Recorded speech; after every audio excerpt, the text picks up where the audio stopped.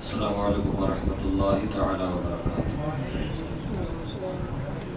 حضرات الحمدللہ ہمارا جو وقت ہمارے پاس بچتا ہے عصر کی جماعت سے پہلے، اس میں روزانہ رمضان المبارک کے متعلق چند ضروری مسائل سیکھ رہے ہیں، اس امید کے ساتھ کہ آپ حضرات اسے یاد بھی رکھ رہے ہوں گے اور اس پر عمل بھی کر رہے ہوں گے۔ اللہ تعالیٰ ہمیں دین کے مسائل سیکھنے اور اس پر عمل کرنے کی توفیق عطا فرمائے۔ کل تک آپ نے چند مسائل سماعت کیے، آج ایک اور اہم مسئلہ میں آپ تمام حضرات کے سامنے بتانے جا رہا ہوں۔ وہ مسئلہ یہ ہے کہ اگر روزے کی حالت میں الٹی ہو جائے، وامٹ جس کو بولتے ہیں، اگر ہو جائے تو اس سے روزے پر کیا فرق پڑتا ہے؟ مسئلہ یہ ہے اگر روزے کی حالت میں الٹی یا قے ہو جائے تو اس پر روزے کا پر کیا فرق ہوتا ہے، اور روزہ باقی رہے گا یا ٹوٹ جائے گا، یہ مسئلہ ہے۔ تو آپ سب سے پہلے سمجھے دیکھو، قے کی 4 صورتیں، الٹی جسے ہم کہتے ہیں اس کی 4 صورتیں ہیں۔ نمبر 1 یہ ہے کہ جان بوجھ کر الٹی کیا اور وہ منہ بھر ہوا۔ نمبر 1 کیا ہے؟ جان بوجھ کر الٹی کرنا اور وہ الٹی کیا ہو؟ منہ بھر ہو۔ دوسرا ہے جان بوجھ کر الٹی کیا لیکن وہ منہ بھر نہیں تھی۔ اور تیسری صورت ہے یوں ہی بے اختیار الٹی ہو گئی اور وہ منہ بھر ہے، اور بے اختیار الٹی ہو گئی وہ منہ بھر نہیں ہے۔ اب 4 صورتیں ہیں، ان میں صرف 2 صورتیں ایسی ہیں کہ جن میں روزہ ٹوٹتا ہے، باقی 2 صورتوں سے روزہ نہیں ٹوٹتا ہے۔ پہلا جو روزہ ٹوٹنے کی صورت ہے وہ یہ ہے کہ روزے دار کو روزہ اپنا رکھنا یاد ہے کہ میں روزے سے ہوں، لیکن اس کے باوجود اس نے انگلی وغیرہ ڈال کر الٹی کیا، انگلی وغیرہ ڈال کر الٹی کیا اور وہ الٹی منہ بھر ہو گئی۔ منہ بھر اگر ہو گئی تو روزہ جاتا رہا۔ ایک صورت کیا ہے؟ روزے دار کو اپنا روزہ یاد ہو کہ میں روزے سے ہوں اور وہ انگلی وغیرہ ڈال کر خود سے یعنی اپنے اختیار کے ساتھ وہ الٹی طے کرے تو اس کا روزہ، اور وہ منہ بھر ہو جائے، منہ بھر جائے اتنی الٹی ہو تو اس سے اس کا روزہ جاتا رہے گا۔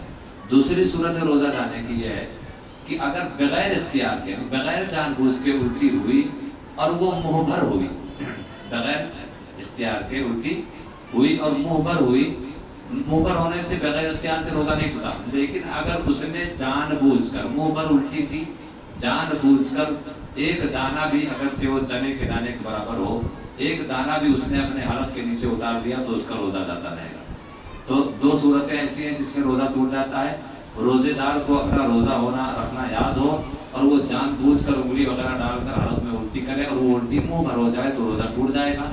اور جان بوجھ کر اگر الٹی نہ ہو رہی ہو، بے اختیار الٹی ہو رہی ہو اور وہ الٹی منہ بھر ہو، اور اس کے بعد الٹی اگر اس نے اگل دیا پورا تو روزہ نہیں گیا، لیکن اگر اس میں سے ایک دانہ بھی اگر اس نے ایک دانہ بھی جان بوجھ کر اپنے اندر لے لیا ہے تو وہ روزہ ٹوٹ جائے گا۔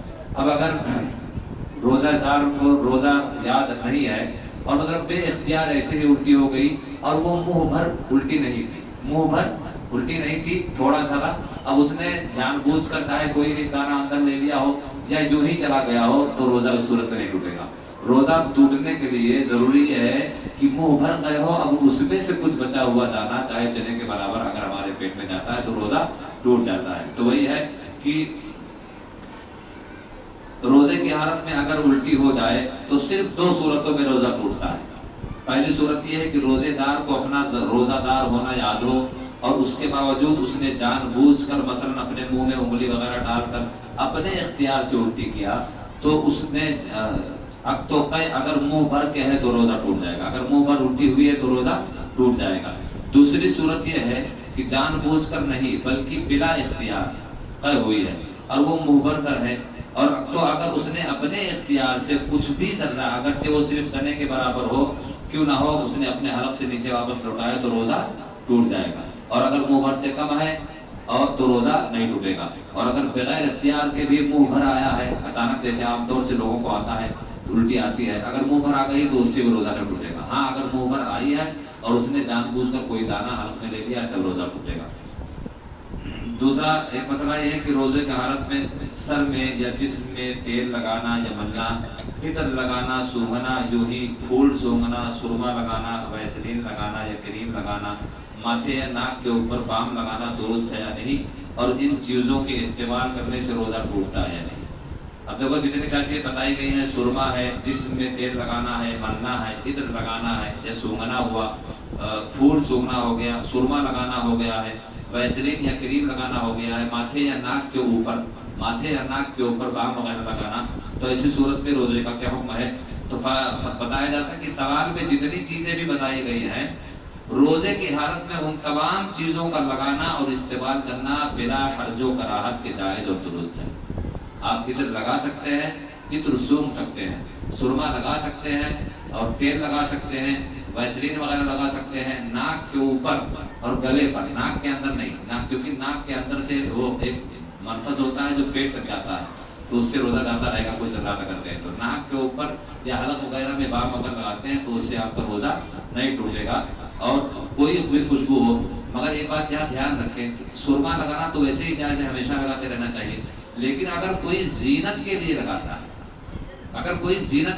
ہے، کہ میں اچھا دکھوں گا، یا داڑھی کے بعد ایک مشت کے تو ہیں، ایک مشت ہے، لیکن اس کے باوجود تیل لگا رہا ہے کہ میرے بال بڑھ جائیں گے، تو یہ ہر حالت میں مکروہ ہے، چاہے روزے کی حالت میں ہو چاہے نہ ہو۔ جب عام حالت میں مکروہ ہے تو روزے کی حالت میں اور مکروہ ہوگا، لیکن اس پر روزہ نہیں ٹوٹتا ہے۔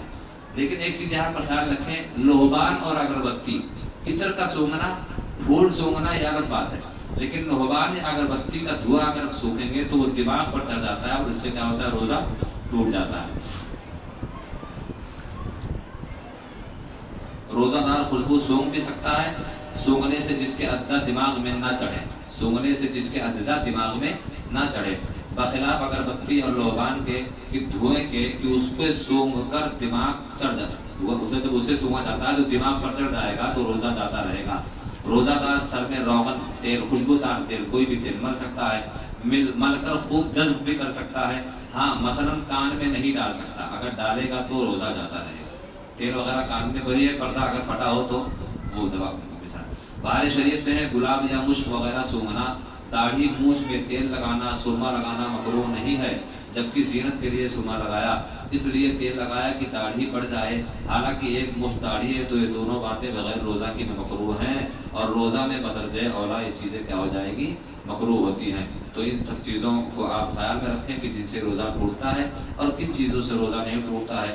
اللہ تعالی ہمیں ایسے ہی تمام مسائل کو سیکھنے کی توفیق عطا فرمائے، اور خاص بات رمضان المبارک میں آپ ایک اہم بات کا اہتمام کریں، خاص طور پر قرآن پاک کی تلاوت کا اہتمام کریں کثرت سے۔ قرآن پاک جو پڑھ لیتے ہیں وہ پڑھیں، اور اس کی صورت یہ بنائیں کہ آپ ہر نماز کے بعد کم از کم 4 رکوع پڑھیں، 4 رکوع، اوسطاً پارے میں 20 رکوع، کسی میں 15، کسی میں 16، کسی میں 17، لیکن اوسطاً 20 رکوع ہوتے ہیں۔ اگر آپ ہر نماز کے بعد 4 رکوع ہی پڑھیں گے تو 5 وقت کی نمازوں کے بعد آپ کا ایک پارہ ہو جائے گا۔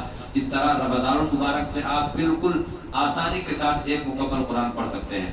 اور جن کو قرآن پڑھنا نہیں آتا ہے وہ کیا کریں؟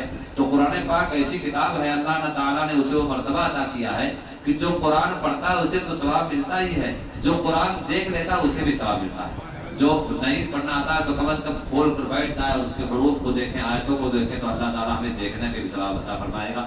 تو قرآن پڑھنے کا رمضان المبارک میں خاص اہتمام کرے، کم از کم ہر بندہ مومن رمضان المبارک میں یہ قرآن تو پڑھے، باقی اللہ جسے جتنی توفیق دے اتنی پڑھ سکتا ہے۔ اللہ تعالیٰ ہمیں اعمال صالحہ اور اعمال خیر کرنے کی توفیق عطا فرمائے۔ السلام علیکم ورحمۃ اللہ وبرکاتہ۔